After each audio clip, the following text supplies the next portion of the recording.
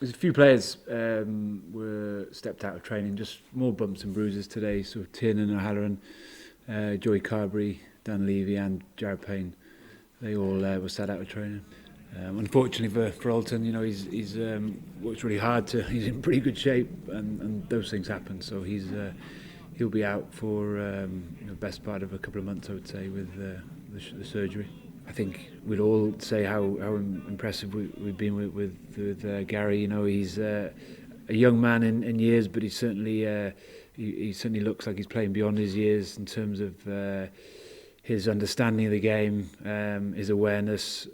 He's an intelligent rugby player that sees things that a lot of players can't see, and they might have been around a lot longer than him. So we've been really impressed with Gary. We've known obviously for a long time, as a lot of you will, that he's something special, and he hasn't done too much wrong. So he's gone pretty well. We haven't been contacted yet by the WRU, so that's something that we haven't really discussed too much. Later in the week, when we reconvene, probably tomorrow night, and then again on Wednesday.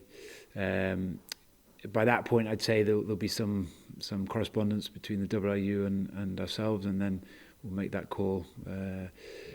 We've had it both ways. We've had it open, we've had it closed. I know we've had it closed in the World Cup, and the players enjoyed that.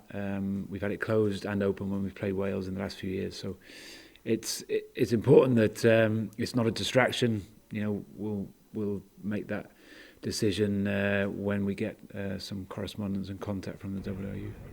He's expecting from Wales this week. I mean, I'd say that the wounded animal will probably use a lot to describe him, but I'm sure you're not taking him that lightly. They haven't been too far off in terms of their performances.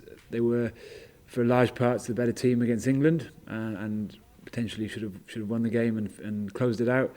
And they were the better team for a long period against Scotland as well, and Scotland managed to eke a couple of tries and take the game away from them. But they certainly are not very far away from being at their best. And yeah, they are dangerous, whether they're on a winning streak or whether they've lost a couple of games. They're a dangerous team right throughout the team, and our players are well aware of them. They play against them week in, week out for Pro 12, European rugby, but there's also a lot of players that have experience against them playing in the national jerseys. So there's lots of familiarity with that, and I think that doesn't breed contempt. That breeds a lot of respect, but also a lot of intensity and a massive will to go out there on the weekend, and we know how hard it is in Cardiff. We came unstuck there 2 years ago, and they also came to Dublin last year, and we drew 16-all, and so we know how difficult it's going to be. So regardless of what stage they're in terms of their progression, development, where they are in the championship, that kind of goes out the window when you know you're going to Cardiff and playing against such a quality group of players.